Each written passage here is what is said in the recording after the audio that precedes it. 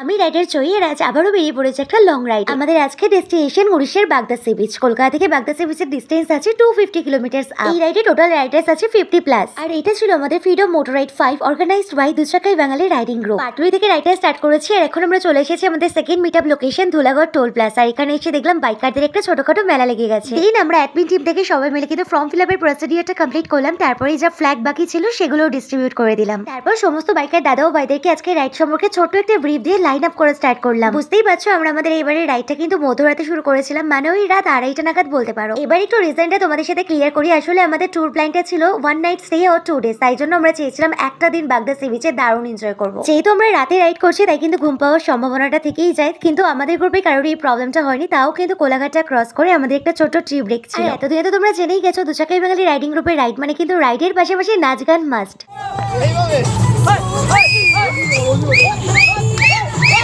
বেশ অনেকটা সময় এখানে সবাই মিলে টাইম স্পেন্ড করেছি, বিকজ বলতে পারো সকাল হওয়ার অপেক্ষা করছিলাম আর কি। বাই দ্য ওয়ে, তোমরা কে কোথা থেকে আমার আজকে এই ভিডিওটা দেখছো কমেন্ট করে জানিও।